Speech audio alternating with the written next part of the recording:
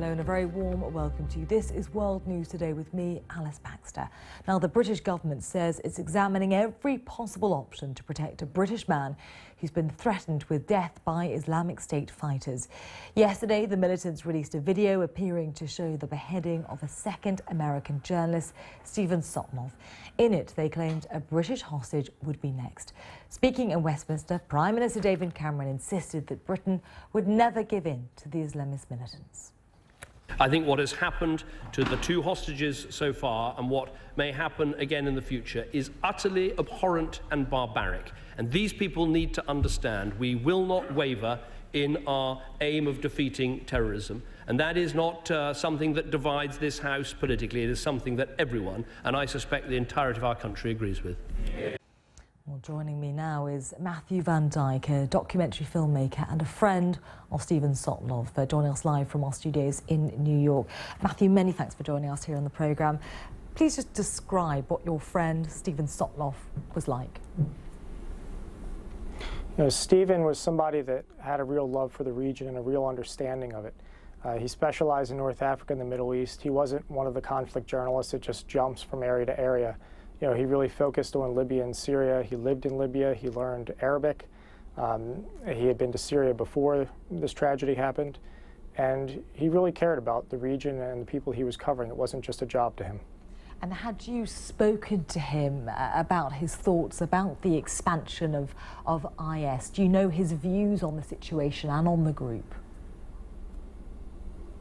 He was concerned. He was aware of the dangers. We had dinner in Washington, D.C. just a few weeks before he disappeared in Syria.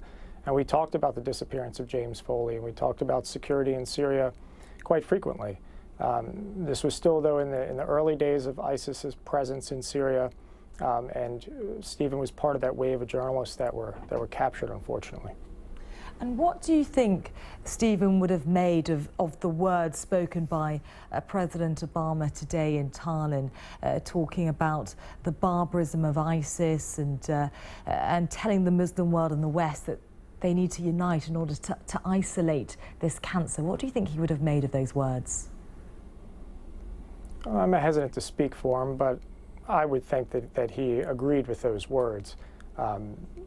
You know, not just because of his personal experience, but again, he cared about the people in the region and their suffering under ISIS and the Assad regime as well.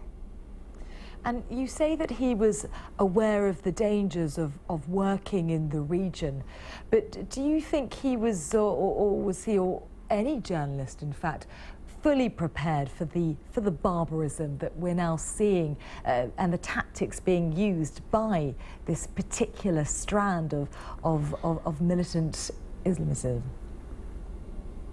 Well, I don't think anybody was prepared for this.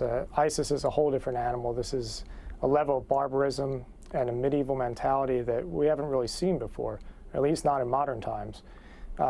You know, but Steven took precautions. He prepared himself. He did things the right way. But in Syria, unfortunately, even if you do everything the right way, sometimes things still go the wrong way. You yourself are a documentary maker. You're interested in developments in the region. You must be aware of some of the criticisms that has been levelled against the US government over their dealings with the expansion of IS, President Obama being accused of not having a strategy. What do you make of that? I absolutely agree. ISIS did not arrive in Syria until spring of 2013.